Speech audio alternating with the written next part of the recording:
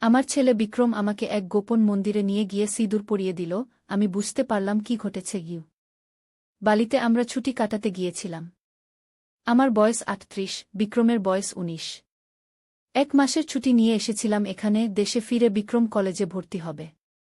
আমার ভাবনাও ছিল দেশে ফিরে আবার বিয়ে করার। এক অফিস কলিগ আমাকে পছন্দ করে।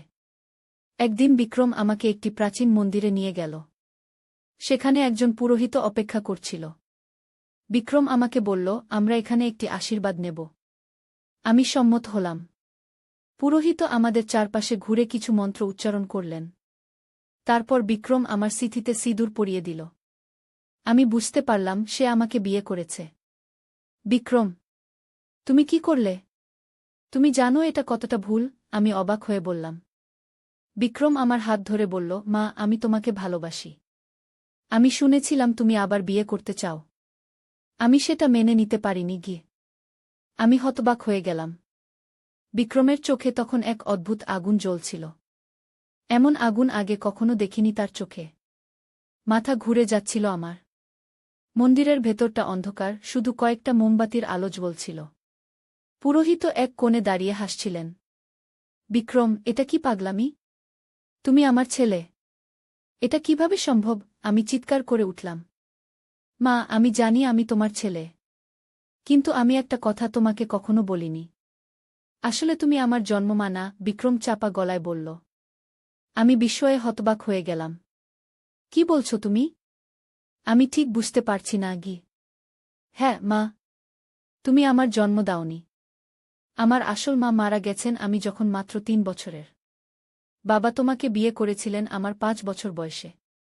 বাবা মারা যাওয়ার আগে আমাকে সব বলে গেছিলেন। মাথার ভেতর যেন বজ্রপাত হল। আমি বসে পড়লাম মন্দিরের পাথরের মেঝেতে। তাহলে তুমি আমাকে এখানে নিয়ে এসেছ কেন? এই নাটক কেন? বিক্রম তখন আমার পাশে বসল। সে আমার হাত ধরে বলল, মা, আমি তোমাকে কখনো হারাতে চাই না। বাবার মৃত্যুর পর তুমিই আমার একমাত্র আপনজন।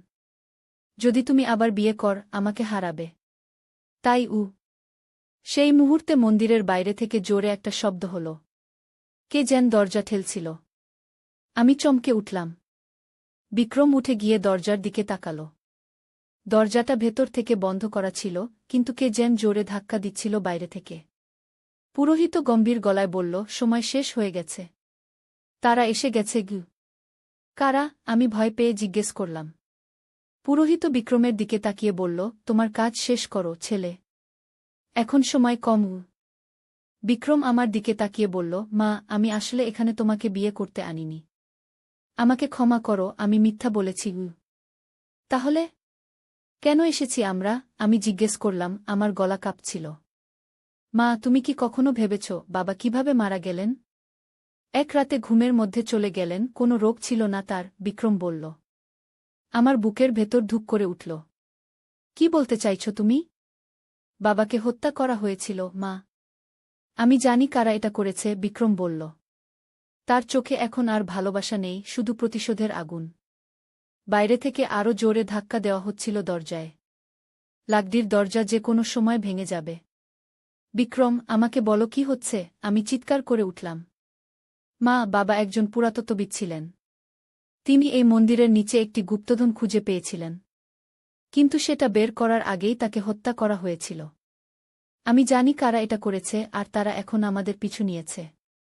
আমরা এখানে এসেছি সেই গুপ্তধন উদ্ধার করতে। পুরোহিত একটি মোমবাতি হাতে নিয়ে মন্দিরের পেছনের দিকে গেলেন। তিনি একটি প্রাচীন মূর্তির পায়ের নিচে মোমবাতিটি রাখলেন এবং কিছু মন্ত্র উচ্চারণ করলেন। হঠাৎ করে মেঝের একটি অংশ সরে গেল, আর সেখানে প্রকাশ পেল একটি সিডি। জলদি করো, পুরোহিত বললেন। ওরা যে কোনো সময় ভেতরে ঢুকে পড়বে। বিক্রম আমার হাত ধরে উঠাল। মা, আমাদের নিচে যেতে হবে।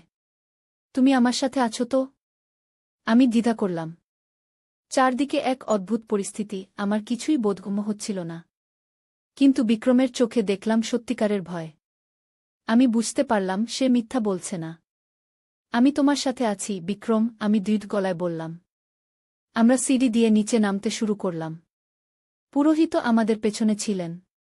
আমরা যখন সিঁড়ির শেষে এসে পৌঁছালাম, মন্দিরের দরজা ভেঙে যাওয়ার শব্দ শুনতে পেলাম।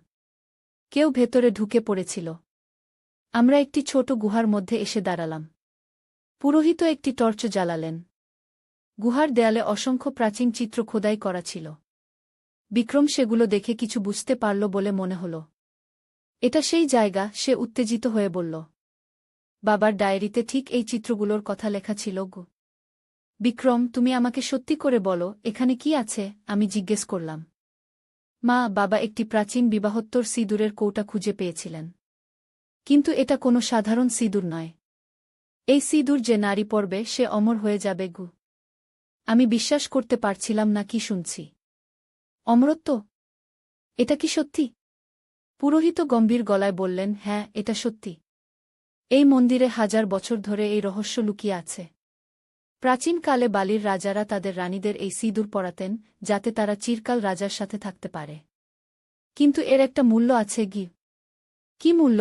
আমি জিজ্ঞেস করলাম, আমার গলা শুকিয়ে যাচ্ছিল। যে নারী এই সিঁদুর পরবে তার এক পুরুষ আত্মীয়কে বলি দিতে হবে, পুরোহিত বললেন। আমি ভয়ে পিছিয়ে গেলাম। বিক্রম, এর জন্যই কি তুমি আমাকে এখানে নিয়ে এসেছ? তুমি নিজেকে বলি দিতে চাও? বিক্রম মাথা নাড়ল। না মা, আমি তোমাকে অমর করতে চাই না। আমি চাই বাবার হত্যাকারীদের শাস্তি দিতে গু। কিন্তু কারা বাবাকে হত্যা করেছে? আমি জিজ্ঞেস করলাম। সেই লোকেরা যারা এখন উপরে এসেছে। প্রাচীন বালি সংরক্ষণ সমিতি নামে তারা পরিচিত। আসলে এরা একটি গোপন সংগঠন যারা এই অমরত্বের রহস্য নিজেদের হাতে রাখতে চায়। বাবা যখন এই রহস্য আবিষ্কার করেন তারা তাকে হত্যা করে কি। গুহার উপর থেকে শব্দ আসছিল। তারা সিডি খুঁজে পেয়েছিল আর নিচে নামছিল। আমাদের সময় কম, পুরোহিত বললেন।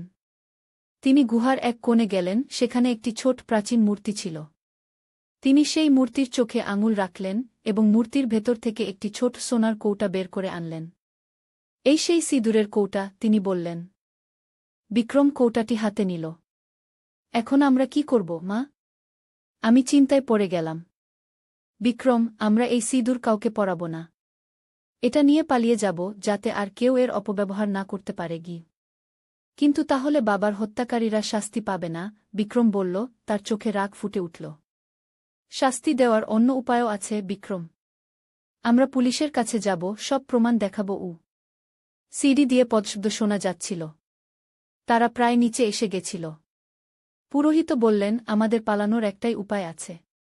গুহার পেছনে আরেকটি গুপ্ত পথ আছে। সেটা দিয়ে আমরা সমুদ্রের ধারে পৌঁছে যেতে পারব। আমরা গুহার পেছনের দিকে ছুটলাম। পুরোহিত একটি পাথর সরিয়ে দিলেন এবং সেখানে প্রকাশ পেল আরেকটি সরু পথ। জলদি, এই পথ দিয়ে যাও, তিনি বললেন। আমি আর বিক্রম সেই সরু পথ দিয়ে চলতে শুরু করলাম। কিন্তু হঠাৎ করে পুরোহিত চিৎকার করে উঠলেন। আমরা পেছনে তাকালাম, দেখলাম একজন লোক তাকে ধরে ফেলেছে। তোমরা পালাও, পুরোহিত চিৎকার করে বললেন।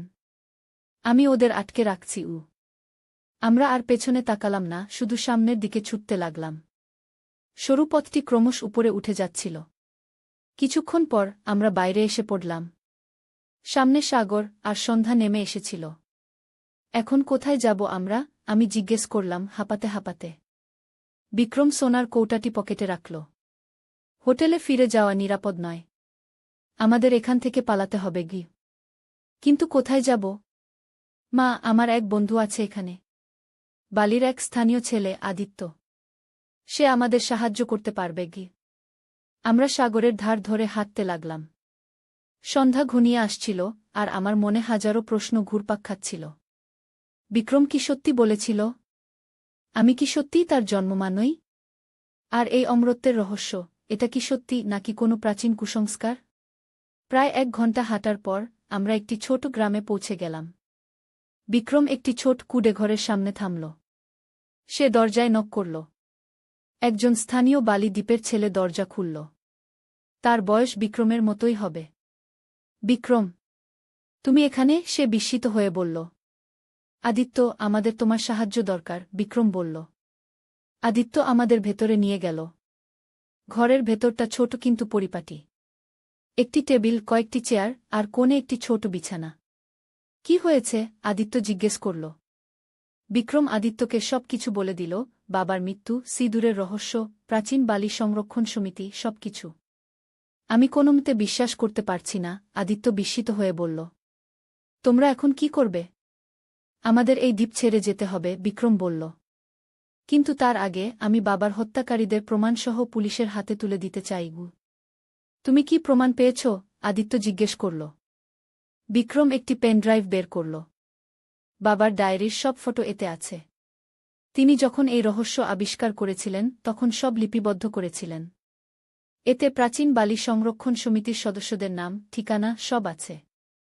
বাবা জানতেন তারা তাকে হত্যা করতে পারে, তাই তিনি সব তথ্য সংরক্ষণ করে রেখেছিলেন। কিন্তু তারা তো এখন আমাদের খুঁজছে, আমি বললাম। আমরা কিভাবে পুলিশের কাছে যাব? আদিত্য বলল, আমার এক মামা পুলিশে কাজ করেন। আমি তাকে ফোন করছি। আদিত্য ফোন করল তার মামাকে। কিছুক্ষণ পর আদিত্য আমাদের বলল যে তার মামা এখানে আসছেন। আমরা অপেক্ষা করতে লাগলাম। বিক্রম জানালার পাশে বসে বাইরের দিকে তাকিয়েছিল সতর্ক দৃষ্টিতে। আমি টেবিলে বসে চিন্তা করছিলাম। বিক্রম, আমি ডাকলাম। তুমি কি সত্যি আমাকে বলেছ যে আমি তোমার জন্মমা নই? বিক্রম আমার দিকে তাকালো, তার চোখে স্নেহ ফুটে উঠল। হ্যাঁ মা, এটা সত্যি। কিন্তু তুমি আমার মা। তুমি আমাকে লালন পালন করেছ, ভালোবেসেছ। আমার জন্মমা আমাকে ছেড়ে চলে গেছেন, কিন্তু তুমি কখনো আমাকে ছাড়োনি। আমার চোখে জল এসে গেল। তোমার বাবা আমাকে কখনো বলেননি গি। তিনি তোমাকে বাধ্য করেছিলেন প্রতিজ্ঞা করতে যে তুমি আমাকে কখনো বলবে না। তিনি চেয়েছিলেন আমি একটি স্বাভাবিক জীবন কাটাই। কিন্তু তার মৃত্যুর আগে তিনি আমাকে সব সত্যি বলে গেছিলেন। আমি এখনও তোমার মা, আমি বললাম তার হাত ধরে। কিছুই আমাদের সম্পর্ক বদলাতে পারবে না। বিক্রম আমাকে জড়িয়ে ধরল। আমি জানি মা। কিছুক্ষণ পর দরজায় নক হল। আদিত্য দরজা খুলল। একজন পুলিশ অফিসার ভেতরে এলেন। তিনি আদিত্যর মামা। কি ব্যাপার? তিনি জিজ্ঞেস করলেন। বিক্রম উঠে দাঁড়াল। স্যার, আমার নাম বিক্রম। আমার বাবাকে হত্যা করা হয়েছিল। আমার কাছে সব প্রমাণ আছে। পুলিশ অফিসার বিক্রমের কাছে এগিয়ে এলেন। তোমার বাবাকে? সুনীল দাস, বিক্রম বলল। একজন পুরাতত্ত্ববিদ। পুলিশ অফিসার চমকে উঠলেন। সুনীল দাস? আমি তার নাম শুনেছি। তিনি তো প্রায় 1 বছর আগে মারা গেছেন, তাই না? হ্যাঁ স্যার, বিক্রম বলল। আমাদের বলা হয়েছিল এটা একটি স্বাভাবিক মৃত্যু। কিন্তু আসলে তাকে হত্যা করা হয়েছিল। বিক্রম পেনড্রাইভটি পুলিশ অফিসারের হাতে দিল। এতে সব প্রমাণ আছে। প্রাচীন বালি সংরক্ষণ সমিতি নামে একটি গোপন সংগঠন আমার বাবাকে হত্যা করেছে। তারা এখন আমাদের পিছু নিয়েছে। পুলিশ অফিসার পেনড্রাইভটি নিলেন। আমি এটা দেখব। কিন্তু তোমরা এখানে নিরাপদ নও। আমার সাথে আসো। তিনি আমাদের তার গাড়িতে নিয়ে গেলেন। আমরা রাতের অন্ধকারে বালির রাস্তা দিয়ে ছুটে চললাম। আমার মনে হচ্ছিল আমরা কোনো থ্রিলার মুভির মধ্যে আছি। গত কয়েক ঘন্টায় এত কিছু ঘটে গেছে যে আমি ঠিকমতো ভাবতেও পারছিলাম না। আমরা কোথায় যাচ্ছি? আমি জিজ্ঞেস করলাম। উবুদের দিকে, পুলিশ অফিসার বললেন। সেখানে আমার এক বন্ধু থাকেন। তোমরা সেখানে নিরাপদে থাকতে পারবে। উবুদ বালির একটি পাহাড়ি অঞ্চল, সেখানে অনেক ধান ক্ষেত আর প্রাচীন মন্দির আছে। বালির পর্যটকরা প্রায়ই সেখানে যায়। প্রায় 2 ঘন্টা গাড়ি চালানোর পর আমরা উবুদে পৌঁছে গেলাম। পুলিশ অফিসার আমাদের একটি ছোট বাড়ির সামনে নামিয়ে দিলেন। বাড়িটি ধান ক্ষেতের মাঝে অবস্থিত, চারপাশে ঘন জঙ্গল। এটা আমার বন্ধু মেয়েদের বাড়ি, পুলিশ অফিসার বললেন। সে একজন প্রাচীন বালি সংস্কৃতির গবেষক। তোমাদের বাবার সাথে তার পরিচয় ছিল। আমরা বাড়ির ভেতরে গেলাম। একজন বৃদ্ধ লোক আমাদের স্বাগত জানালেন। তিনি মেয়েদের বয়স প্রায় 70 হবে। আরে দীপু, তুমি এত রাতে? মেয়েদের জিজ্ঞেস করলেন পুলিশ অফিসারকে। আমি পানীয়টি পান করলাম। কিছুক্ষণ পরেই আমার মাথায় প্রচণ্ড যন্ত্রণা শুরু হল। আমি ক্রমশ সব মনে করতে পারছিলাম। আমি সত্যিই অমিতা রায়, একজন সমুদ্র প্রত্নতত্ত্ববিদ। আমি ভারত সরকারের একটি গোপন মিশনে বঙ্গোপসাগরের ডুবন্ত মন্দিরের খোঁজে গিয়েছিলাম। আমার দলের সবাই মারা গিয়েছিল এবং আমার স্মৃতি হারিয়ে যাওয়ার পর দেবাশিস আমাকে রক্ষা করেছিল। সত্যটা হলো, আমি কখনো ব্রাজিলে ছিলাম না। আমরা সবসময় আন্দামানের কাছেই ছিলাম, একটি গোপন ঘাঁটিতে। রাফায়েল আমাদের সম্পর্কে জেনে এসেছিল এবং আমাকে ব্যবহার করে সেই ক্রিস্টাল পেতে চেয়েছিল। 1 মাস পরে আমি সম্পূর্ণ সুস্থ হয়ে উঠলাম। আমি এবং দেবাশিস আন্দামানের সমুদ্রসৈকতে হাঁটছিলাম। তুমি আসলে কে দেবাশিস? আমি জিজ্ঞেস করলাম।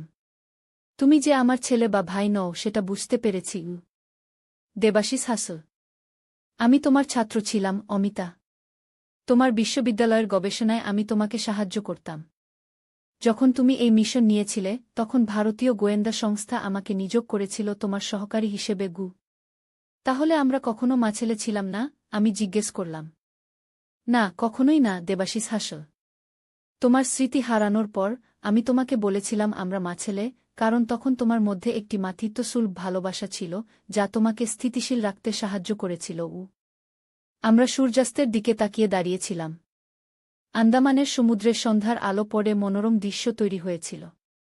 এবার আমি জিজ্ঞেস করলাম, আমরা কি করব? এখন আমরা সেই ক্রিস্টালের রহস্য উদ্ঘাটন করব, দেবাশিস বলল। তোমার পূর্বপুরুষরা সেই মন্দিরের রক্ষক ছিলেন। সেই দায়িত্ব এখন তোমার। ক্রিস্টালটি থাকুক সমুদ্রের গভীরে, কিন্তু আমাদের জানতে হবে এটা কিভাবে রক্ষা করতে হয়।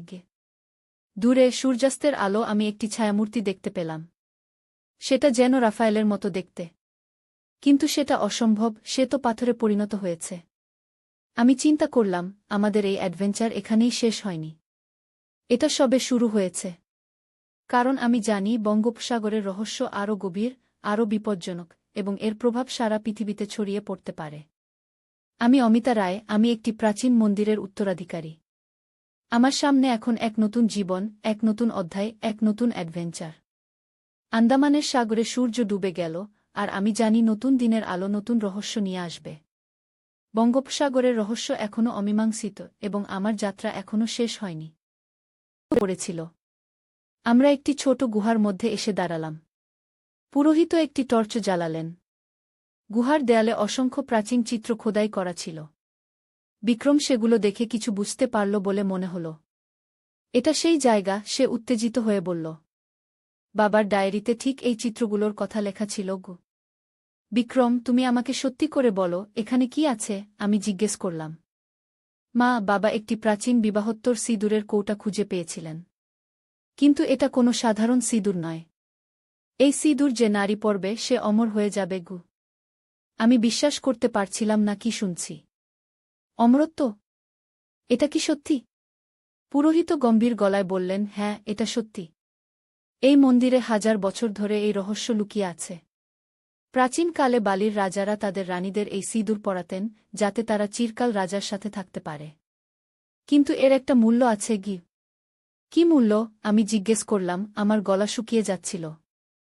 যে নারী এই সিঁদুর পরবে তার এক পুরুষ আত্মীয়কে বলি দিতে হবে, পুরোহিত বললেন। আমি ভয়ে পিছিয়ে গেলাম।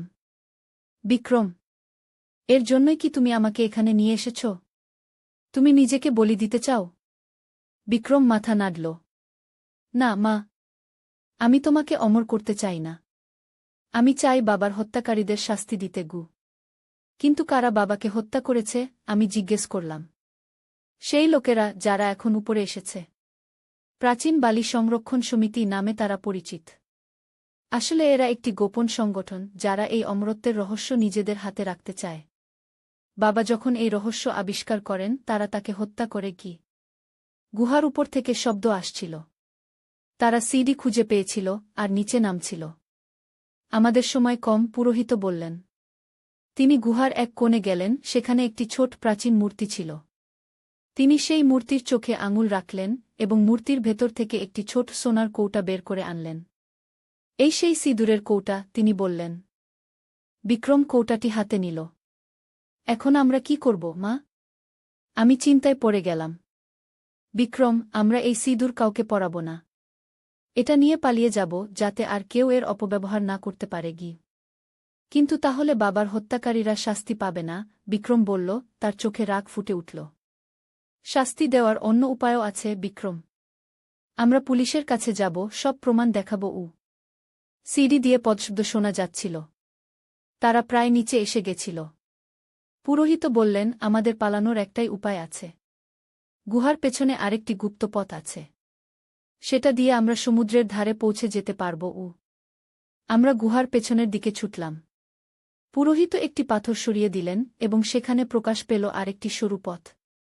জলদি, এই পথ দিয়ে যাও, তিনি বললেন। আমি আর বিক্রম সেই সরু পথ দিয়ে চলতে শুরু করলাম। কিন্তু হঠাৎ করে পুরোহিত চিৎকার করে উঠলেন। আমরা পেছনে তাকালাম, দেখলাম একজন লোক তাকে ধরে ফেলেছে। তোমরা পালাও, পুরোহিত চিৎকার করে বললেন। আমি ওদের আটকে রাখছি। আমরা আর পেছনে তাকালাম না, শুধু সামনের দিকে ছুটতে লাগলাম। সরু পথটি ক্রমশ উপরে উঠে যাচ্ছিল। কিছুক্ষণ পর আমরা বাইরে এসে পড়লাম। সামনে সাগর আর সন্ধ্যা নেমে এসেছিল। এখন কোথায় যাব আমরা? আমি জিজ্ঞেস করলাম হাঁপাতে হাঁপাতে। বিক্রম সোনার কৌটাটি পকেটে রাখল। হোটেলে ফিরে যাওয়া নিরাপদ নয়। আমাদের এখান থেকে পালাতে হবে গি। কিন্তু কোথায় যাব? মা, আমার এক বন্ধু আছে এখানে। বালির এক স্থানীয় ছেলে, আদিত্য। সে আমাদের সাহায্য করতে পারবে গি। আমরা সাগরের ধার ধরে হাঁটতে লাগলাম। সন্ধ্যা ঘনিয়ে আসছিল আর আমার মনে হাজারো প্রশ্ন ঘুরপাক খাচ্ছিল। বিক্রম কি সত্যি বলেছিল? আমি কি সত্যিই তার জন্মমা নই? আর এই অমরত্বের রহস্য, এটা কি সত্যি নাকি কোনো প্রাচীন কুসংস্কার? প্রায় 1 ঘণ্টা হাঁটার পর আমরা একটি ছোট গ্রামে পৌঁছে গেলাম। বিক্রম একটি ছোট কুঁড়েঘরের সামনে থামল। সে দরজায় নক করল। একজন স্থানীয় বালি দ্বীপের ছেলে দরজা খুলল। তার বয়স বিক্রমের মতোই হবে। বিক্রম, তুমি এখানে? সে বিস্মিত হয়ে বলল। আদিত্য, আমাদের তোমার সাহায্য দরকার, বিক্রম বলল। আদিত্য আমাদের ভেতরে নিয়ে গেল। ঘরের ভেতরটা ছোট কিন্তু পরিপাটি। একটি টেবিল, কয়েকটি চেয়ার আর কোণে একটি ছোট বিছানা। কি হয়েছে? আদিত্য জিজ্ঞেস করল। বিক্রম আদিত্যকে সবকিছু বলে দিল, বাবার মৃত্যু, সিঁদুরের রহস্য, প্রাচীন বালি সংরক্ষণ সমিতি, সবকিছু। আমি কোনোমতে বিশ্বাস করতে পারছি না, আদিত্য বিস্মিত হয়ে বলল। তোমরা এখন কি করবে? আমাদের এই দ্বীপ ছেড়ে যেতে হবে, বিক্রম বলল। কিন্তু তার আগে আমি বাবার হত্যাকারীদের প্রমাণসহ পুলিশের হাতে তুলে দিতে চাই। তুমি কি প্রমাণ পেয়েছ? আদিত্য জিজ্ঞেস করল। বিক্রম একটি পেনড্রাইভ বের করল। বাবার ডায়েরির সব ফটো এতে আছে। তিনি যখন এই রহস্য আবিষ্কার করেছিলেন তখন সব লিপিবদ্ধ করেছিলেন। এতে প্রাচীন বালি সংরক্ষণ সমিতির সদস্যদের নাম, ঠিকানা সব আছে। বাবা জানতেন তারা তাকে হত্যা করতে পারে, তাই তিনি সব তথ্য সংরক্ষণ করে রেখেছিলেন। কিন্তু তারা তো এখন আমাদের খুঁজছে, আমি বললাম। আমরা কিভাবে পুলিশের কাছে যাব? আদিত্য বলল, আমার এক মামা পুলিশে কাজ করেন। আমি তাকে ফোন করছি। আদিত্য ফোন করল তার মামাকে। কিছুক্ষণ পর আদিত্য আমাদের বলল যে তার মামা এখানে আসছেন। আমরা অপেক্ষা করতে লাগলাম। বিক্রম জানালার পাশে বসে বাইরের দিকে তাকিয়েছিল সতর্ক দৃষ্টিতে। আমি টেবিলে বসে চিন্তা করছিলাম। বিক্রম, আমি ডাকলাম। তুমি কি সত্যি আমাকে বলেছ যে আমি তোমার জন্মমা নই? বিক্রম আমার দিকে তাকালো, তার চোখে স্নেহ ফুটে উঠল। হ্যাঁ মা, এটা সত্যি। কিন্তু তুমি আমার মা। তুমি আমাকে লালন পালন করেছ, ভালোবেসেছ। আমার জন্মমা আমাকে ছেড়ে চলে গেছেন, কিন্তু তুমি কখনো আমাকে ছাড়োনি। আমার চোখে জল এসে গেল। তোমার বাবা আমাকে কখনো বলেননি গি। তিনি তোমাকে বাধ্য করেছিলেন প্রতিজ্ঞা করতে যে তুমি আমাকে কখনো বলবে না। তিনি চেয়েছিলেন আমি একটি স্বাভাবিক জীবন কাটাই। কিন্তু তার মৃত্যুর আগে তিনি আমাকে সব সত্যি বলে গেছিলেন। আমি এখনও তোমার মা, আমি বললাম তার হাত ধরে। কিছুই আমাদের সম্পর্ক বদলাতে পারবে না গি। বিক্রম আমাকে জড়িয়ে ধরল। আমি জানি মা। কিছুক্ষণ পর দরজায় নক হল। আদিত্য দরজা খুলল। একজন পুলিশ অফিসার ভেতরে এলেন। তিনি আদিত্যর মামা। কি ব্যাপার? তিনি জিজ্ঞেস করলেন। বিক্রম উঠে দাঁড়াল। স্যার, আমার নাম বিক্রম। আমার বাবাকে হত্যা করা হয়েছিল। আমার কাছে সব প্রমাণ আছে গি। পুলিশ অফিসার বিক্রমের কাছে এগিয়ে এলেন। তোমার বাবাকে? সুনীল দাস, বিক্রম বলল। একজন পুরাতত্ত্ববিদ। পুলিশ অফিসার চমকে উঠলেন। সুনীল দাস? আমি তার নাম শুনেছি। তিনি তো প্রায় 1 বছর আগে মারা গেছেন, তাই না? হ্যাঁ স্যার, বিক্রম বলল। আমাদের বলা হয়েছিল এটা একটি স্বাভাবিক মৃত্যু। কিন্তু আসলে তাকে হত্যা করা হয়েছিল। বিক্রম পেনড্রাইভটি পুলিশ অফিসারের হাতে দিল। এতে সব প্রমাণ আছে। প্রাচীন বালি সংরক্ষণ সমিতি নামে একটি গোপন সংগঠন আমার বাবাকে হত্যা করেছে। তারা এখন আমাদের পিছু নিয়েছে গি। পুলিশ অফিসার পেনড্রাইভটি নিলেন। আমি এটা দেখব। কিন্তু তোমরা এখানে নিরাপদ নও। আমার সাথে আসো। তিনি আমাদের তার গাড়িতে নিয়ে গেলেন। আমরা রাতের অন্ধকারে বালির রাস্তা দিয়ে ছুটে চললাম। আমার মনে হচ্ছিল আমরা কোনো থ্রিলার মুভির মধ্যে আছি। গত কয়েক ঘন্টায় এত কিছু ঘটে গেছে যে আমি ঠিকমতো ভাবতেও পারছিলাম না। আমরা কোথায় যাচ্ছি? আমি জিজ্ঞেস করলাম। উবুদের দিকে, পুলিশ অফিসার বললেন। সেখানে আমার এক বন্ধু থাকেন। তোমরা সেখানে নিরাপদে থাকতে পারবে কি? উবুদ বালির একটি পাহাড়ি অঞ্চল, সেখানে অনেক ধান ক্ষেত আর প্রাচীন মন্দির আছে। বালির পর্যটকরা প্রায়ই সেখানে যায়। প্রায় 2 ঘন্টা গাড়ি চালানোর পর আমরা উবুদে পৌঁছে গেলাম। পুলিশ অফিসার আমাদের একটি ছোট বাড়ির সামনে নামিয়ে দিলেন। বাড়িটি ধান ক্ষেতের মাঝে অবস্থিত, চারপাশে ঘন জঙ্গল। এটা আমার বন্ধু মেদের বাড়ি, পুলিশ অফিসার বললেন। সে একজন প্রাচীন বালি সংস্কৃতির গবেষক। তোমাদের বাবার সাথে তার পরিচয় ছিল গু। আমরা বাড়ির ভেতরে গেলাম। একজন বৃদ্ধ লোক আমাদের স্বাগত জানালেন। তিনি মেদে, বয়স প্রায় 70 হবে। আরে দীপু, তুমি এত রাতে? মেদে জিজ্ঞেস করলেন পুলিশ অফিসারকে। আমি পানীয়টি পান করলাম। কিছুক্ষণ পরেই আমার মাথায় প্রচণ্ড যন্ত্রণা শুরু হল। আমি ক্রমশ সব মনে করতে পারছিলাম। আমি সত্যিই অমিতা রায়, একজন সমুদ্র প্রত্নতত্ত্ববিদ। আমি ভারত সরকারের একটি গোপন মিশনে বঙ্গোপসাগরের ডুবন্ত মন্দিরের খোঁজে গিয়েছিলাম। আমার দলের সবাই মারা গিয়েছিল এবং আমার স্মৃতি হারিয়ে যাওয়ার পর দেবাশিস আমাকে রক্ষা করেছিল। সত্যটা হল, আমি কখনো ব্রাজিলে ছিলাম না। আমরা সবসময় আন্দামানের কাছেই ছিলাম, একটি গোপন ঘাঁটিতে। রাফায়েল আমাদের সম্পর্কে জেনে এসেছিল এবং আমাকে ব্যবহার করে সেই ক্রিস্টাল পেতে চেয়েছিল। 1 মাস পরে আমি সম্পূর্ণ সুস্থ হয়ে উঠলাম। আমি এবং দেবাশিস আন্দামানের সমুদ্র সৈকতে হাঁটছিলাম। তুমি আসলে কে দেবাশিস? আমি জিজ্ঞেস করলাম। তুমি যে আমার ছেলে বা ভাই নও সেটা বুঝতে পেরেছি। দেবাশিস হাসল। আমি তোমার ছাত্র ছিলাম, অমিতা। তোমার বিশ্ববিদ্যালয়ের গবেষণায় আমি তোমাকে সাহায্য করতাম। যখন তুমি এই মিশন নিয়েছিলে, তখন ভারতীয় গোয়েন্দা সংস্থা আমাকে নিয়োগ করেছিল তোমার সহকারী হিসেবে গু। তাহলে আমরা কখনো মাছেলে ছিলাম না? আমি জিজ্ঞেস করলাম। না, কখনোই না, দেবাশিস হাসল। তোমার স্মৃতি হারানোর পর আমি তোমাকে বলেছিলাম আমরা মাছেলে, কারণ তখন তোমার মধ্যে একটি মাতৃত্বসুলভ ভালোবাসা ছিল, যা তোমাকে স্থিতিশীল রাখতে সাহায্য করেছিল। আমরা সূর্যাস্তের দিকে তাকিয়ে দাঁড়িয়েছিলাম। আন্দামানের সমুদ্রের সন্ধ্যার আলো পড়ে মনোরম দৃশ্য তৈরি হয়েছিল। এবার আমি জিজ্ঞেস করলাম। আমরা কি করব? এখন আমরা সেই ক্রিস্টালের রহস্য উদ্ঘাটন করব, দেবাশিস বলল। তোমার পূর্বপুরুষরা সেই মন্দিরের রক্ষক ছিলেন। সেই দায়িত্ব এখন তোমার। ক্রিস্টালটি থাকুক সমুদ্রের গভীরে, কিন্তু আমাদের জানতে হবে এটা কিভাবে রক্ষা করতে হয়। দূরে সূর্যাস্তের আলো আমি একটি ছায়ামূর্তি দেখতে পেলাম। সেটা যেন রাফায়েলের মতো দেখতে। কিন্তু সেটা অসম্ভব, সে তো পাথরে পরিণত হয়েছে। আমি চিন্তা করলাম, আমাদের এই অ্যাডভেঞ্চার এখানেই শেষ হয়নি। এটা সবে শুরু হয়েছে। কারণ আমি জানি বঙ্গোপসাগরের রহস্য আরও গভীর, আরও বিপজ্জনক, এবং এর প্রভাব সারা পৃথিবীতে ছড়িয়ে পড়তে পারে। আমি অমিতা রায়, আমি একটি প্রাচীন মন্দিরের উত্তরাধিকারী। আমার সামনে এখন এক নতুন জীবন, এক নতুন অধ্যায়, এক নতুন অ্যাডভেঞ্চার। আন্দামানের সাগরে সূর্য ডুবে গেল, আর আমি জানি নতুন দিনের আলো নতুন রহস্য নিয়ে আসবে। বঙ্গোপসাগরের রহস্য এখনও অমীমাংসিত, এবং আমার যাত্রা এখনও শেষ হয়নি। পড়েছিল। আমরা একটি ছোট গুহার মধ্যে এসে দাঁড়ালাম। পুরোহিত একটি টর্চ জ্বালালেন। গুহার দেয়ালে অসংখ্য প্রাচীন চিত্র খোদাই করা ছিল। বিক্রম সেগুলো দেখে কিছু বুঝতে পারল বলে মনে হল। এটা সেই জায়গা, সে উত্তেজিত হয়ে বলল। বাবার ডায়েরিতে ঠিক এই চিত্রগুলোর কথা লেখা ছিল গো। বিক্রম, তুমি আমাকে সত্যি করে বলো, এখানে কি আছে? আমি জিজ্ঞেস করলাম। মা, বাবা একটি প্রাচীন বিবাহোত্তর সিঁদুরের কৌটা খুঁজে পেয়েছিলেন। কিন্তু এটা কোনো সাধারণ সিঁদুর নয়। এই সিঁদুর যে নারী পরবে সে অমর হয়ে যাবে গু। আমি বিশ্বাস করতে পারছিলাম না কি শুনছি। অমরত্ব? এটা কি সত্যি? পুরোহিত গম্ভীর গলায় বললেন, হ্যাঁ, এটা সত্যি। এই মন্দিরে 1000 বছর ধরে এই রহস্য লুকিয়ে আছে। প্রাচীনকালে বালির রাজারা তাদের রানীদের এই সিঁদুর পরাতেন যাতে তারা চিরকাল রাজার সাথে থাকতে পারে।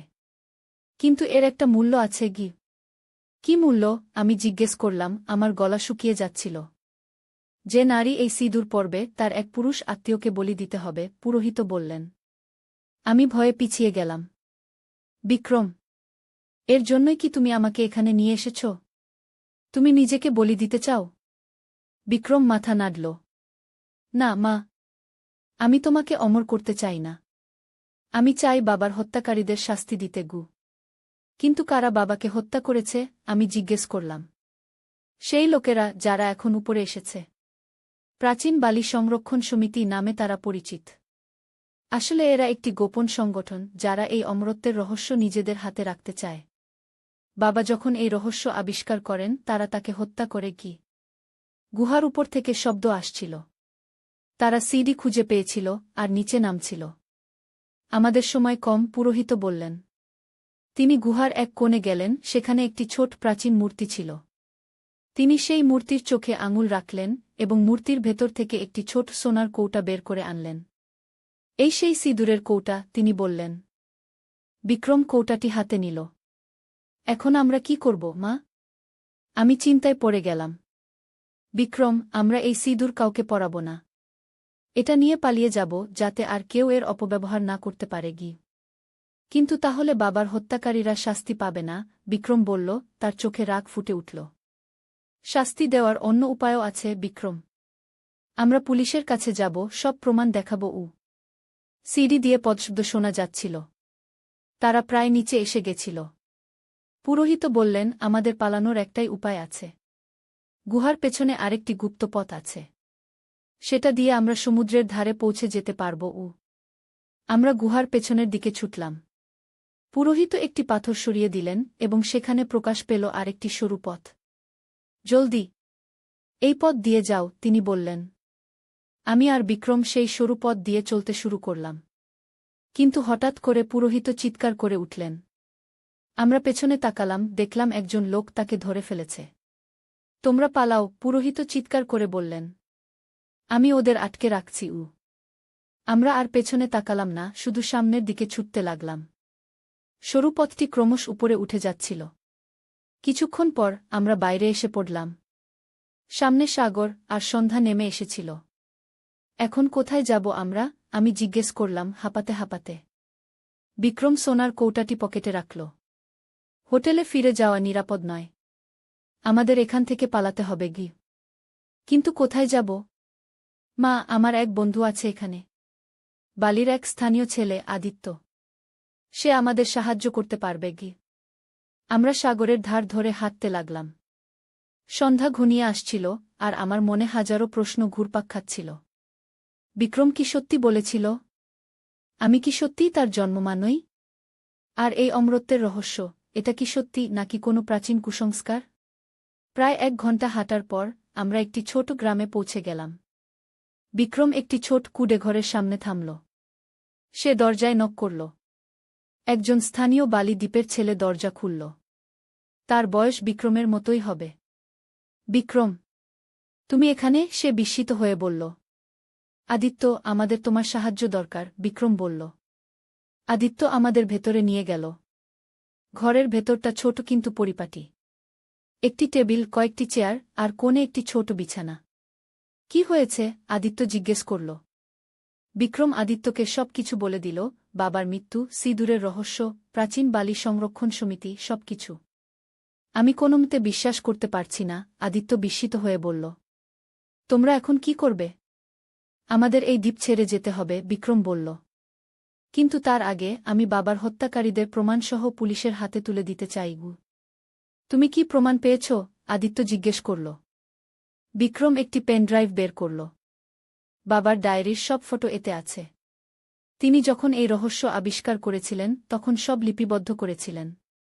এতে প্রাচীন বালি সংরক্ষণ সমিতির সদস্যদের নাম, ঠিকানা সব আছে।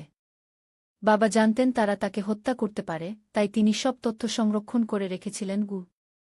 কিন্তু তারা তো এখন আমাদের খুঁজছে, আমি বললাম। আমরা কিভাবে পুলিশের কাছে যাব? আদিত্য বলল, আমার এক মামা পুলিশে কাজ করেন। আমি তাকে ফোন করছি। আদিত্য ফোন করল তার মামাকে। কিছুক্ষণ পর আদিত্য আমাদের বলল যে তার মামা এখানে আসছেন। আমরা অপেক্ষা করতে লাগলাম। বিক্রম জানালার পাশে বসে বাইরের দিকে তাকিয়েছিল সতর্ক দৃষ্টিতে। আমি টেবিলে বসে চিন্তা করছিলাম।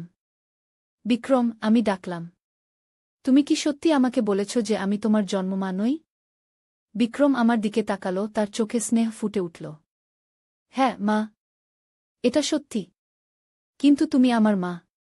তুমি আমাকে লালন পালন করেছ, ভালোবেসেছ। আমার জন্মমা আমাকে ছেড়ে চলে গেছেন, কিন্তু তুমি কখনো আমাকে ছাড়োনি গু। আমার চোখে জল এসে গেল। তোমার বাবা আমাকে কখনো বলেননি গি। তিনি তোমাকে বাধ্য করেছিলেন প্রতিজ্ঞা করতে যে তুমি আমাকে কখনো বলবে না। তিনি চেয়েছিলেন আমি একটি স্বাভাবিক জীবন কাটাই। কিন্তু তার মৃত্যুর আগে তিনি আমাকে সব সত্যি বলে গেছিলেন গু। আমি এখনও তোমার মা, আমি বললাম তার হাত ধরে। কিছুই আমাদের সম্পর্ক বদলাতে পারবে না গি। বিক্রম আমাকে জড়িয়ে ধরল। আমি জানি মা গু। কিছুক্ষণ পর দরজায় নখ হল। আদিত্য দরজা খুলল। একজন পুলিশ অফিসার ভেতরে এলেন। তিনি আদিত্যর মামা। কি ব্যাপার? তিনি জিজ্ঞেস করলেন। বিক্রম উঠে দাঁড়াল। স্যার, আমার নাম বিক্রম। আমার বাবাকে হত্যা করা হয়েছিল। আমার কাছে সব প্রমাণ আছে গি। পুলিশ অফিসার বিক্রমের কাছে এগিয়ে এলেন। তোমার বাবাকে? সুনীল দাস, বিক্রম বলল। একজন পুরাতত্ত্ববিদ। পুলিশ অফিসার চমকে উঠলেন। সুনীল দাস? আমি তার নাম শুনেছি। তিনি তো প্রায় 1 বছর আগে মারা গেছেন, তাই না? হ্যাঁ স্যার, বিক্রম বলল। আমাদের বলা হয়েছিল এটা একটি স্বাভাবিক মৃত্যু। কিন্তু আসলে তাকে হত্যা করা হয়েছিল গু। বিক্রম পেনড্রাইভটি পুলিশ অফিসারের হাতে দিল। এতে সব প্রমাণ আছে। প্রাচীন বালি সংরক্ষণ সমিতি নামে একটি গোপন সংগঠন আমার বাবাকে হত্যা করেছে। তারা এখন আমাদের পিছু নিয়েছে গি। পুলিশ অফিসার পেনড্রাইভটি নিলেন। আমি এটা দেখব। কিন্তু তোমরা এখানে নিরাপদ নও। আমার সাথে আসো উ। তিনি আমাদের তার গাড়িতে নিয়ে গেলেন। আমরা রাতের অন্ধকারে বালির রাস্তা দিয়ে ছুটে চললাম। আমার মনে হচ্ছিল আমরা কোনো থ্রিলার মুভির মধ্যে আছি। গত কয়েক ঘন্টায় এত কিছু ঘটে গেছে যে আমি ঠিকমতো ভাবতেও পারছিলাম না। আমরা কোথায় যাচ্ছি? আমি জিজ্ঞেস করলাম। উবুদের দিকে, পুলিশ অফিসার বললেন। সেখানে আমার এক বন্ধু থাকেন। তোমরা সেখানে নিরাপদে থাকতে পারবে গি। উবুদ বালির একটি পাহাড়ি অঞ্চল, সেখানে অনেক ধান ক্ষেত আর প্রাচীন মন্দির আছে। বালির পর্যটকরা প্রায়ই সেখানে যায়। প্রায় 2 ঘন্টা গাড়ি চালানোর পর আমরা উবুদে পৌঁছে গেলাম। পুলিশ অফিসার আমাদের একটি ছোট বাড়ির সামনে নামিয়ে দিলেন।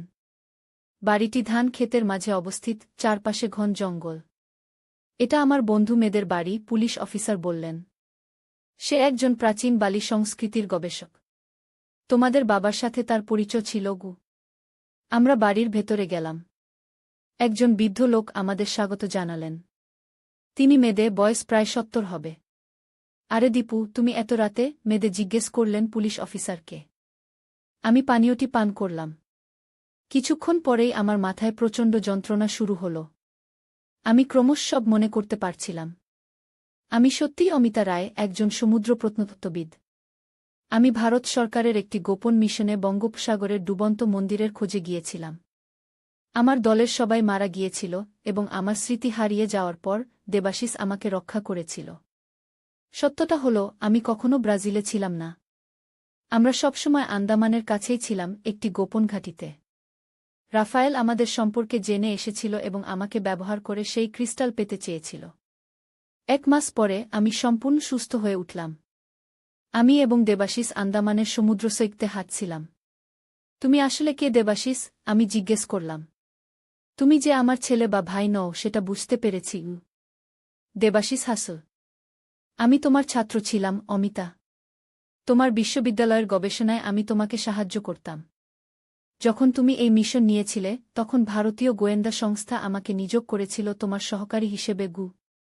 তাহলে আমরা কখনো মাছেলে ছিলাম না? আমি জিজ্ঞেস করলাম।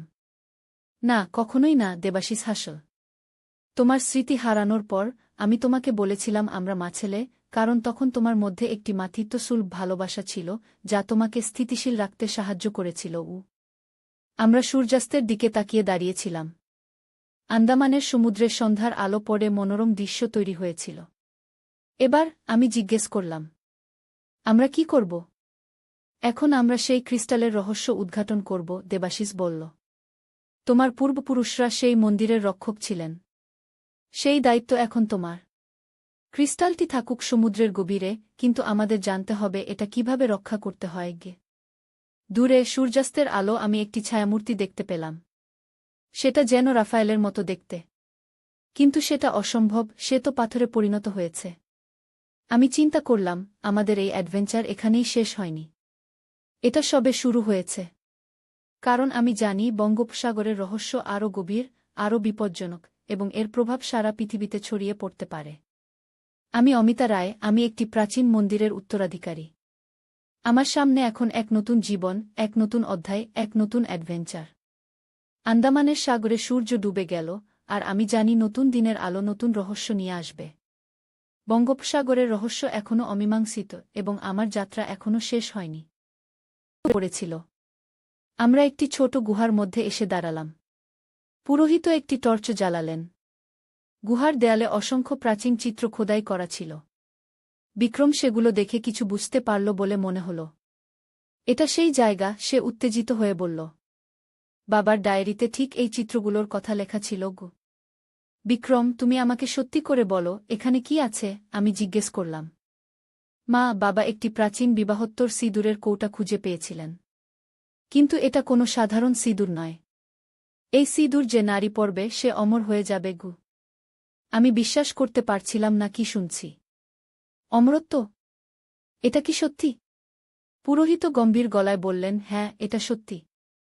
এই মন্দিরে 1000 বছর ধরে এই রহস্য লুকিয়ে আছে। প্রাচীনকালে বালির রাজারা তাদের রানীদের এই সিঁদুর পরাতেন, যাতে তারা চিরকাল রাজার সাথে থাকতে পারে। কিন্তু এর একটা মূল্য আছে গি। কি মূল্য? আমি জিজ্ঞেস করলাম, আমার গলা শুকিয়ে যাচ্ছিল। যে নারী এই সিঁদুর পরবে তার এক পুরুষ আত্মীয়কে বলি দিতে হবে, পুরোহিত বললেন। আমি ভয়ে পিছিয়ে গেলাম। বিক্রম, এর জন্যই কি তুমি আমাকে এখানে নিয়ে এসেছ? তুমি নিজেকে বলি দিতে চাও? বিক্রম মাথা নাড়ল। না মা, আমি তোমাকে অমর করতে চাই না। আমি চাই বাবার হত্যাকারীদের শাস্তি দিতে গু। কিন্তু কারা বাবাকে হত্যা করেছে? আমি জিজ্ঞেস করলাম। সেই লোকেরা যারা এখন উপরে এসেছে। প্রাচীন বালি সংরক্ষণ সমিতি নামে তারা পরিচিত। আসলে এরা একটি গোপন সংগঠন, যারা এই অমরত্বের রহস্য নিজেদের হাতে রাখতে চায়। বাবা যখন এই রহস্য আবিষ্কার করেন, তারা তাকে হত্যা করে কি। গুহার উপর থেকে শব্দ আসছিল। তারা সিডি খুঁজে পেয়েছিল, আর নিচে নামছিল। আমাদের সময় কম, পুরোহিত বললেন। তিনি গুহার এক কোণে গেলেন, সেখানে একটি ছোট প্রাচীন মূর্তি ছিল। তিনি সেই মূর্তির চোখে আঙুল রাখলেন, এবং মূর্তির ভেতর থেকে একটি ছোট সোনার কৌটা বের করে আনলেন। এই সেই সিঁদুরের কৌটা, তিনি বললেন। বিক্রম কৌটাটি হাতে নিল। এখন আমরা কি করব, মা?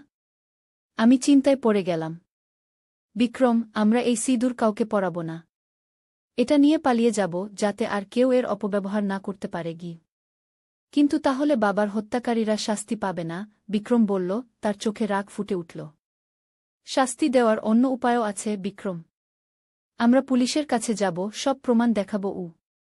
সিডি দিয়ে পদশব্দ শোনা যাচ্ছিল। তারা প্রায় নিচে এসে গেছিল। পুরোহিত বললেন, আমাদের পালানোর একটাই উপায় আছে। গুহার পেছনে আরেকটি গুপ্ত পথ আছে। সেটা দিয়ে আমরা সমুদ্রের ধারে পৌঁছে যেতে পারব। আমরা গুহার পেছনের দিকে ছুটলাম। পুরোহিত একটি পাথর সরিয়ে দিলেন, এবং সেখানে প্রকাশ পেল আরেকটি সরু পথ।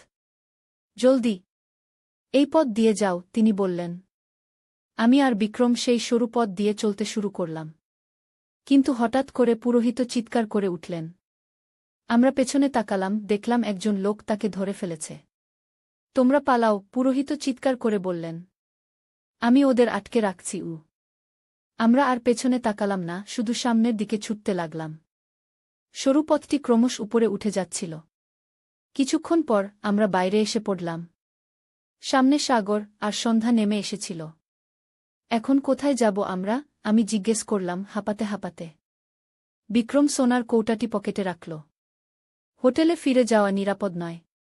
আমাদের এখান থেকে পালাতে হবে গি। কিন্তু কোথায় যাব? মা, আমার এক বন্ধু আছে এখানে। বালির এক স্থানীয় ছেলে, আদিত্য। সে আমাদের সাহায্য করতে পারবে কি? আমরা সাগরের ধার ধরে হাঁটতে লাগলাম। সন্ধ্যা ঘনিয়ে আসছিল, আর আমার মনে হাজারো প্রশ্ন ঘুরপাক খাচ্ছিল। বিক্রম কি সত্যি বলেছিল? আমি কি সত্যিই তার জন্মমা নই? আর এই অমরত্বের রহস্য, এটা কি সত্যি নাকি কোনো প্রাচীন কুসংস্কার? প্রায় 1 ঘণ্টা হাঁটার পর আমরা একটি ছোট গ্রামে পৌঁছে গেলাম। বিক্রম একটি ছোট কুঁড়ে ঘরের সামনে থামল। সে দরজায় নক করল। একজন স্থানীয় বালি দ্বীপের ছেলে দরজা খুলল। তার বয়স বিক্রমের মতোই হবে। বিক্রম, তুমি এখানে? সে বিস্মিত হয়ে বলল। আদিত্য, আমাদের তোমার সাহায্য দরকার, বিক্রম বলল। আদিত্য আমাদের ভেতরে নিয়ে গেল। ঘরের ভেতরটা ছোট কিন্তু পরিপাটি। একটি টেবিল, কয়েকটি চেয়ার, আর কোণে একটি ছোট বিছানা। কি হয়েছে? আদিত্য জিজ্ঞেস করল। বিক্রম আদিত্যকে সবকিছু বলে দিল, বাবার মৃত্যু, সিঁদুরের রহস্য, প্রাচীন বালি সংরক্ষণ সমিতি, সবকিছু। আমি কোনোমতে বিশ্বাস করতে পারছি না, আদিত্য বিস্মিত হয়ে বলল। তোমরা এখন কি করবে? আমাদের এই দ্বীপ ছেড়ে যেতে হবে, বিক্রম বলল। কিন্তু তার আগে আমি বাবার হত্যাকারীদের প্রমাণসহ পুলিশের হাতে তুলে দিতে চাই। তুমি কি প্রমাণ পেয়েছ? আদিত্য জিজ্ঞেস করল। বিক্রম একটি পেনড্রাইভ বের করল। বাবার ডায়েরির সব ফটো এতে আছে। তিনি যখন এই রহস্য আবিষ্কার করেছিলেন তখন সব লিপিবদ্ধ করেছিলেন। এতে প্রাচীন বালি সংরক্ষণ সমিতির সদস্যদের নাম, ঠিকানা, সব আছে। বাবা জানতেন তারা তাকে হত্যা করতে পারে, তাই তিনি সব তথ্য সংরক্ষণ করে রেখেছিলেন। কিন্তু তারা তো এখন আমাদের খুঁজছে, আমি বললাম। আমরা কিভাবে পুলিশের কাছে যাব? আদিত্য বলল, আমার এক মামা পুলিশে কাজ করেন। আমি তাকে ফোন করছি। আদিত্য ফোন করল তার মামাকে। কিছুক্ষণ পর আদিত্য আমাদের বলল যে তার মামা এখানে আসছেন। আমরা অপেক্ষা করতে লাগলাম। বিক্রম জানালার পাশে বসে বাইরের দিকে তাকিয়েছিল সতর্ক দৃষ্টিতে। আমি টেবিলে বসে চিন্তা করছিলাম। বিক্রম, আমি ডাকলাম। তুমি কি সত্যি আমাকে বলেছ যে আমি তোমার জন্মমা নই? বিক্রম আমার দিকে তাকালো, তার চোখে স্নেহ ফুটে উঠল। হ্যাঁ, মা। এটা সত্যি। কিন্তু তুমি আমার মা। তুমি আমাকে লালন-পালন করেছ, ভালোবেসেছ। আমার জন্মমা আমাকে ছেড়ে চলে গেছেন, কিন্তু তুমি কখনো আমাকে ছাড়োনি। আমার চোখে জল এসে গেল। তোমার বাবা আমাকে কখনো বলেননি গি? তিনি তোমাকে বাধ্য করেছিলেন প্রতিজ্ঞা করতে যে তুমি আমাকে কখনো বলবে না। তিনি চেয়েছিলেন আমি একটি স্বাভাবিক জীবন কাটাই। কিন্তু তার মৃত্যুর আগে তিনি আমাকে সব সত্যি বলে গেছিলেন। আমি এখনও তোমার মা, আমি বললাম তার হাত ধরে। কিছুই আমাদের সম্পর্ক বদলাতে পারবে না। বিক্রম আমাকে জড়িয়ে ধরল। আমি জানি, মা। কিছুক্ষণ পর দরজায় নক হল। আদিত্য দরজা খুলল। একজন পুলিশ অফিসার ভেতরে এলেন। তিনি আদিত্যর মামা। কি ব্যাপার? তিনি জিজ্ঞেস করলেন। বিক্রম উঠে দাঁড়াল। স্যার, আমার নাম বিক্রম। আমার বাবাকে হত্যা করা হয়েছিল। আমার কাছে সব প্রমাণ আছে। পুলিশ অফিসার বিক্রমের কাছে এগিয়ে এলেন। তোমার বাবাকে? সুনীল দাস, বিক্রম বলল। একজন পুরাতত্ত্ববিদ। পুলিশ অফিসার চমকে উঠলেন। সুনীল দাস? আমি তার নাম শুনেছি। তিনি তো প্রায় 1 বছর আগে মারা গেছেন, তাই না? হ্যাঁ স্যার, বিক্রম বলল। আমাদের বলা হয়েছিল এটা একটি স্বাভাবিক মৃত্যু। কিন্তু আসলে তাকে হত্যা করা হয়েছিল। বিক্রম পেনড্রাইভটি পুলিশ অফিসারের হাতে দিল। এতে সব প্রমাণ আছে। প্রাচীন বালি সংরক্ষণ সমিতি নামে একটি গোপন সংগঠন আমার বাবাকে হত্যা করেছে। তারা এখন আমাদের পিছু নিয়েছে। পুলিশ অফিসার পেনড্রাইভটি নিলেন। আমি এটা দেখব। কিন্তু তোমরা এখানে নিরাপদ নও। আমার সাথে আসো। তিনি আমাদের তার গাড়িতে নিয়ে গেলেন। আমরা রাতের অন্ধকারে বালির রাস্তা দিয়ে ছুটে চললাম। আমার মনে হচ্ছিল আমরা কোনো থ্রিলার মুভির মধ্যে আছি। গত কয়েক ঘন্টায় এত কিছু ঘটে গেছে যে আমি ঠিকমতো ভাবতেও পারছিলাম না। আমরা কোথায় যাচ্ছি? আমি জিজ্ঞেস করলাম। উবুদের দিকে, পুলিশ অফিসার বললেন। সেখানে আমার এক বন্ধু থাকেন। তোমরা সেখানে নিরাপদে থাকতে পারবে। উবুদ বালির একটি পাহাড়ি অঞ্চল, সেখানে অনেক ধান ক্ষেত আর প্রাচীন মন্দির আছে। বালির পর্যটকরা প্রায়ই সেখানে যায়। প্রায় 2 ঘণ্টা গাড়ি চালানোর পর আমরা উবুদে পৌঁছে গেলাম। পুলিশ অফিসার আমাদের একটি ছোট বাড়ির সামনে নামিয়ে দিলেন। বাড়িটি ধান ক্ষেতের মাঝে অবস্থিত, চারপাশে ঘন জঙ্গল। এটা আমার বন্ধু মেয়েদের বাড়ি, পুলিশ অফিসার বললেন। সে একজন প্রাচীন বালি সংস্কৃতির গবেষক। তোমাদের বাবার সাথে তার পরিচয় ছিল গু। আমরা বাড়ির ভেতরে গেলাম। একজন বৃদ্ধ লোক আমাদের স্বাগত জানালেন। তিনি মেয়েদে, বয়স প্রায় 70 হবে। আরে দীপু, তুমি এত রাতে? মেয়েদে জিজ্ঞেস করলেন পুলিশ অফিসারকে। আমি পানীয়টি পান করলাম। কিছুক্ষণ পরেই আমার মাথায় প্রচণ্ড যন্ত্রণা শুরু হল। আমি ক্রমশ সব মনে করতে পারছিলাম। আমি সত্যিই অমিতা রায়, একজন সমুদ্র প্রত্নতত্ত্ববিদ। আমি ভারত সরকারের একটি গোপন মিশনে বঙ্গোপসাগরের ডুবন্ত মন্দিরের খোঁজে গিয়েছিলাম। আমার দলের সবাই মারা গিয়েছিল এবং আমার স্মৃতি হারিয়ে যাওয়ার পর দেবাশিস আমাকে রক্ষা করেছিল। সত্যটা হলো, আমি কখনো ব্রাজিলে ছিলাম না। আমরা সবসময় আন্দামানের কাছেই ছিলাম, একটি গোপন ঘাঁটিতে। রাফায়েল আমাদের সম্পর্কে জেনে এসেছিল এবং আমাকে ব্যবহার করে সেই ক্রিস্টাল পেতে চেয়েছিল। 1 মাস পরে আমি সম্পূর্ণ সুস্থ হয়ে উঠলাম। আমি এবং দেবাশিস আন্দামানের সমুদ্র সৈকতে হাঁটছিলাম। তুমি আসলে কে দেবাশিস? আমি জিজ্ঞেস করলাম। তুমি যে আমার ছেলে বা ভাই নও সেটা বুঝতে পেরেছি। দেবাশিস হাসল। আমি তোমার ছাত্র ছিলাম, অমিতা। তোমার বিশ্ববিদ্যালয়ের গবেষণায় আমি তোমাকে সাহায্য করতাম। যখন তুমি এই মিশন নিয়েছিলে তখন ভারতীয় গোয়েন্দা সংস্থা আমাকে নিয়োগ করেছিল তোমার সহকারী হিসেবে গু। তাহলে আমরা কখনো মাছেলে ছিলাম না? আমি জিজ্ঞেস করলাম। না, কখনোই না, দেবাশিস হাসল। তোমার স্মৃতি হারানোর পর আমি তোমাকে বলেছিলাম আমরা মাছেলে, কারণ তখন তোমার মধ্যে একটি মাতৃত্বসুলভ ভালোবাসা ছিল যা তোমাকে স্থিতিশীল রাখতে সাহায্য করেছিল। আমরা সূর্যাস্তের দিকে তাকিয়ে দাঁড়িয়েছিলাম। আন্দামানের সমুদ্রের সন্ধ্যার আলো পড়ে মনোরম দৃশ্য তৈরি হয়েছিল। এবার আমি জিজ্ঞেস করলাম, আমরা কি করব? এখন আমরা সেই ক্রিস্টালের রহস্য উদ্ঘাটন করব, দেবাশিস বলল। তোমার পূর্বপুরুষরা সেই মন্দিরের রক্ষক ছিলেন। সেই দায়িত্ব এখন তোমার। ক্রিস্টালটি থাকুক সমুদ্রের গভীরে, কিন্তু আমাদের জানতে হবে এটা কিভাবে রক্ষা করতে হয়। দূরে সূর্যাস্তের আলো আমি একটি ছায়ামূর্তি দেখতে পেলাম। সেটা যেন রাফায়েলের মতো দেখতে। কিন্তু সেটা অসম্ভব, সে তো পাথরে পরিণত হয়েছে। আমি চিন্তা করলাম, আমাদের এই অ্যাডভেঞ্চার এখানেই শেষ হয়নি। এটা সবে শুরু হয়েছে। কারণ আমি জানি বঙ্গোপসাগরের রহস্য আরও গভীর, আরও বিপজ্জনক, এবং এর প্রভাব সারা পৃথিবীতে ছড়িয়ে পড়তে পারে। আমি অমিতা রায়, আমি একটি প্রাচীন মন্দিরের উত্তরাধিকারী। আমার সামনে এখন এক নতুন জীবন, এক নতুন অধ্যায়, এক নতুন অ্যাডভেঞ্চার। আন্দামানের সাগরে সূর্য ডুবে গেল, আর আমি জানি নতুন দিনের আলো নতুন রহস্য নিয়ে আসবে। বঙ্গোপসাগরের রহস্য এখনও অমীমাংসিত এবং আমার যাত্রা এখনও শেষ হয়নি। পড়েছিল। আমরা একটি ছোট গুহার মধ্যে এসে দাঁড়ালাম। পুরোহিত একটি টর্চ জ্বালালেন। গুহার দেয়ালে অসংখ্য প্রাচীন চিত্র খোদাই করা ছিল। বিক্রম সেগুলো দেখে কিছু বুঝতে পারল বলে মনে হল। এটা সেই জায়গা, সে উত্তেজিত হয়ে বলল। বাবার ডায়েরিতে ঠিক এই চিত্রগুলোর কথা লেখা ছিল গো। বিক্রম, তুমি আমাকে সত্যি করে বলো, এখানে কি আছে? আমি জিজ্ঞেস করলাম। মা, বাবা একটি প্রাচীন বিবাহোত্তর সিঁদুরের কৌটা খুঁজে পেয়েছিলেন। কিন্তু এটা কোনো সাধারণ সিঁদুর নয়। এই সিঁদুর যে নারী পরবে সে অমর হয়ে যাবে গু। আমি বিশ্বাস করতে পারছিলাম না কি শুনছি। অমরত্ব? এটা কি সত্যি? পুরোহিত গম্ভীর গলায় বললেন, হ্যাঁ, এটা সত্যি। এই মন্দিরে 1000 বছর ধরে এই রহস্য লুকিয়ে আছে।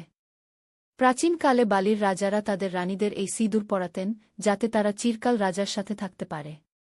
কিন্তু এর একটা মূল্য আছে গি। কি মূল্য? আমি জিজ্ঞেস করলাম, আমার গলা শুকিয়ে যাচ্ছিল। যে নারী এই সিঁদুর পরবে তার এক পুরুষ আত্মীয়কে বলি দিতে হবে, পুরোহিত বললেন। আমি ভয়ে পিছিয়ে গেলাম। বিক্রম, এর জন্যই কি তুমি আমাকে এখানে নিয়ে এসেছ? তুমি নিজেকে বলি দিতে চাও?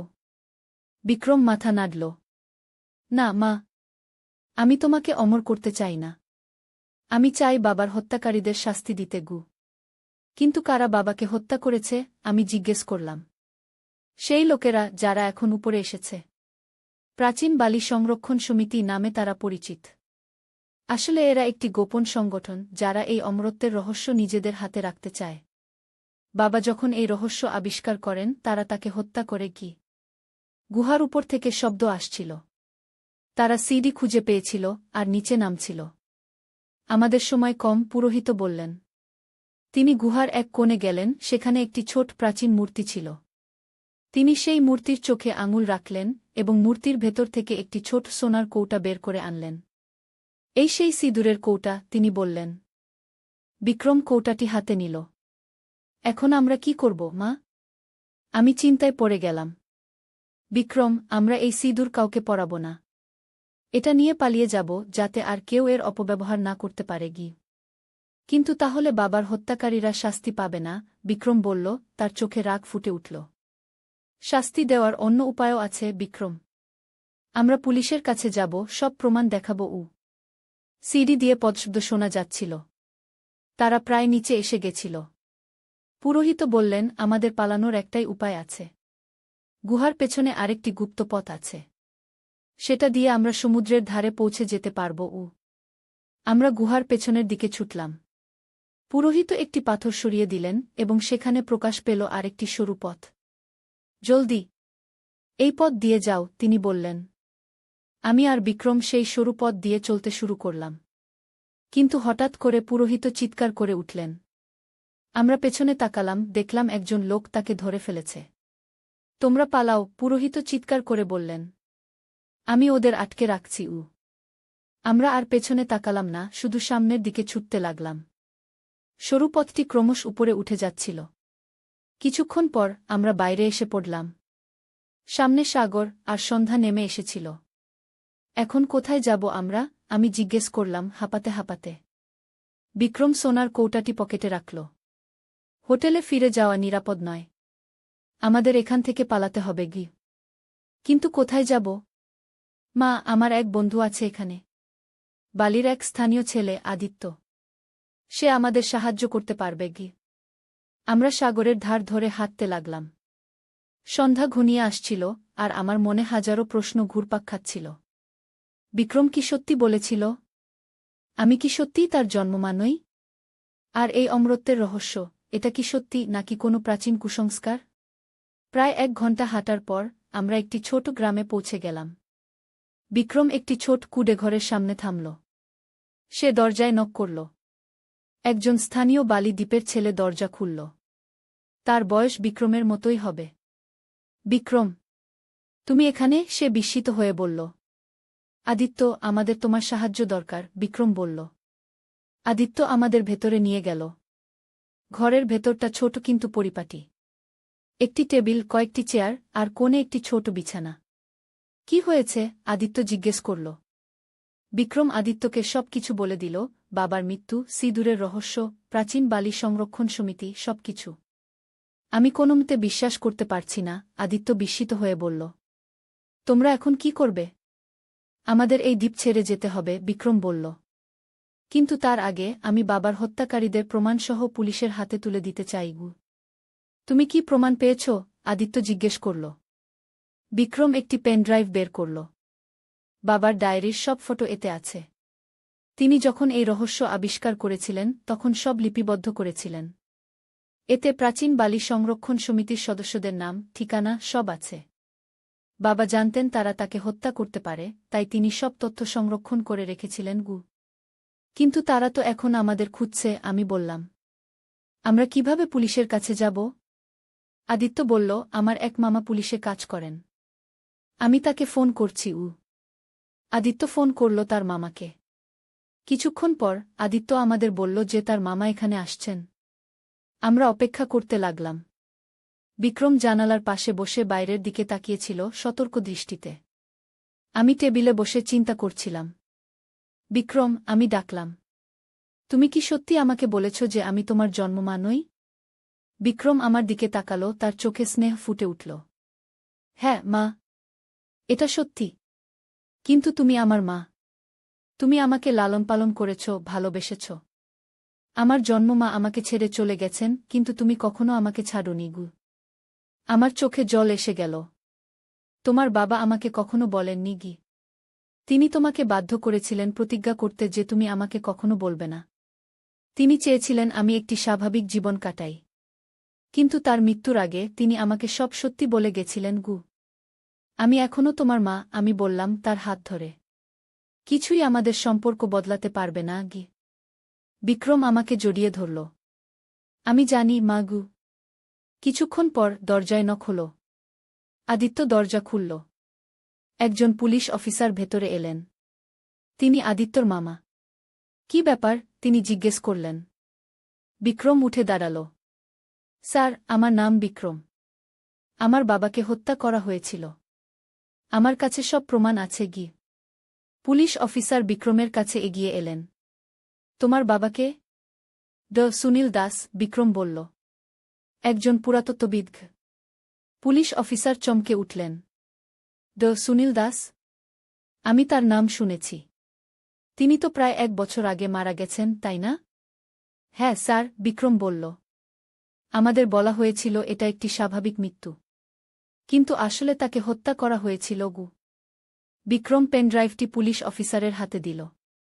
এতে সব প্রমাণ আছে। প্রাচীন বালি সংরক্ষণ সমিতি নামে একটি গোপন সংগঠন আমার বাবাকে হত্যা করেছে। তারা এখন আমাদের পিছু নিয়েছে গি। পুলিশ অফিসার পেনড্রাইভটি নিলেন। আমি এটা দেখব। কিন্তু তোমরা এখানে নিরাপদ নও। আমার সাথে আসো উ। তিনি আমাদের তার গাড়িতে নিয়ে গেলেন। আমরা রাতের অন্ধকারে বালির রাস্তা দিয়ে ছুটে চললাম। আমার মনে হচ্ছিল আমরা কোনো থ্রিলার মুভির মধ্যে আছি। গত কয়েক ঘন্টায় এত কিছু ঘটে গেছে যে আমি ঠিকমতো ভাবতেও পারছিলাম না। আমরা কোথায় যাচ্ছি? আমি জিজ্ঞেস করলাম। উবুদের দিকে, পুলিশ অফিসার বললেন। সেখানে আমার এক বন্ধু থাকেন।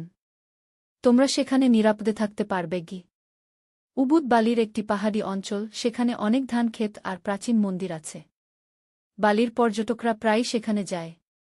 প্রায় 2 ঘন্টা গাড়ি চালানোর পর আমরা উবুদে পৌঁছে গেলাম। পুলিশ অফিসার আমাদের একটি ছোট বাড়ির সামনে নামিয়ে দিলেন। বাড়িটি ধান ক্ষেতের মাঝে অবস্থিত, চারপাশে ঘন জঙ্গল। এটা আমার বন্ধু মেদের বাড়ি, পুলিশ অফিসার বললেন। সে একজন প্রাচীন বালি সংস্কৃতির গবেষক। তোমাদের বাবার সাথে তার পরিচয় ছিল গু। আমরা বাড়ির ভেতরে গেলাম। একজন বৃদ্ধ লোক আমাদের স্বাগত জানালেন। তিনি মেদে, বয়স প্রায় 70 হবে। আরে দীপু, তুমি এত রাতে? মেদে জিজ্ঞেস করলেন পুলিশ অফিসারকে। আমি পানীয়টি পান করলাম। কিছুক্ষণ পরেই আমার মাথায় প্রচণ্ড যন্ত্রণা শুরু হল। আমি ক্রমশ সব মনে করতে পারছিলাম। আমি সত্যিই অমিতা রায়, একজন সমুদ্র প্রত্নতত্ত্ববিদ। আমি ভারত সরকারের একটি গোপন মিশনে বঙ্গোপসাগরের ডুবন্ত মন্দিরের খোঁজে গিয়েছিলাম। আমার দলের সবাই মারা গিয়েছিল এবং আমার স্মৃতি হারিয়ে যাওয়ার পর দেবাশিস আমাকে রক্ষা করেছিল। সত্যটা হল, আমি কখনো ব্রাজিলে ছিলাম না। আমরা সবসময় আন্দামানের কাছেই ছিলাম, একটি গোপন ঘাঁটিতে। রাফায়েল আমাদের সম্পর্কে জেনে এসেছিল এবং আমাকে ব্যবহার করে সেই ক্রিস্টাল পেতে চেয়েছিল। 1 মাস পরে আমি সম্পূর্ণ সুস্থ হয়ে উঠলাম। আমি এবং দেবাশিস আন্দামানের সমুদ্র সৈকতে হাঁটছিলাম। তুমি আসলে কে দেবাশিস? আমি জিজ্ঞেস করলাম। তুমি যে আমার ছেলে বা ভাই নও সেটা বুঝতে পেরেছি। দেবাশিস হাসল। আমি তোমার ছাত্র ছিলাম, অমিতা। তোমার বিশ্ববিদ্যালয়ের গবেষণায় আমি তোমাকে সাহায্য করতাম। যখন তুমি এই মিশন নিয়েছিলে, তখন ভারতীয় গোয়েন্দা সংস্থা আমাকে নিয়োগ করেছিল তোমার সহকারী হিসেবে গু। তাহলে আমরা কখনো মাছেলে ছিলাম না? আমি জিজ্ঞেস করলাম। না, কখনোই না, দেবাশিস হাসল। তোমার স্মৃতি হারানোর পর আমি তোমাকে বলেছিলাম আমরা মাছেলে, কারণ তখন তোমার মধ্যে একটি মাতৃত্বসুলভ ভালোবাসা ছিল, যা তোমাকে স্থিতিশীল রাখতে সাহায্য করেছিল আমরা সূর্যাস্তের দিকে তাকিয়ে দাঁড়িয়েছিলাম। আন্দামানের সমুদ্রের সন্ধ্যার আলো পড়ে মনোরম দৃশ্য তৈরি হয়েছিল। এবার আমি জিজ্ঞেস করলাম। আমরা কি করব? এখন আমরা সেই ক্রিস্টালের রহস্য উদ্ঘাটন করব, দেবাশিস বলল। তোমার পূর্বপুরুষরা সেই মন্দিরের রক্ষক ছিলেন। সেই দায়িত্ব এখন তোমার। ক্রিস্টালটি থাকুক সমুদ্রের গভীরে, কিন্তু আমাদের জানতে হবে এটা কিভাবে রক্ষা করতে হয় গে। দূরে সূর্যাস্তের আলো আমি একটি ছায়ামূর্তি দেখতে পেলাম। সেটা যেন রাফায়েলের মতো দেখতে। কিন্তু সেটা অসম্ভব, সে তো পাথরে পরিণত হয়েছে। আমি চিন্তা করলাম, আমাদের এই অ্যাডভেঞ্চার এখানেই শেষ হয়নি। এটা সবে শুরু হয়েছে। কারণ আমি জানি বঙ্গোপসাগরের রহস্য আরও গভীর, আরও বিপজ্জনক, এবং এর প্রভাব সারা পৃথিবীতে ছড়িয়ে পড়তে পারে। আমি অমিতা রায়, আমি একটি প্রাচীন মন্দিরের উত্তরাধিকারী। আমার সামনে এখন এক নতুন জীবন, এক নতুন অধ্যায়, এক নতুন অ্যাডভেঞ্চার। আন্দামানের সাগরে সূর্য ডুবে গেল, আর আমি জানি নতুন দিনের আলো নতুন রহস্য নিয়ে আসবে। বঙ্গোপসাগরের রহস্য এখনও অমীমাংসিত, এবং আমার যাত্রা এখনও শেষ হয়নি।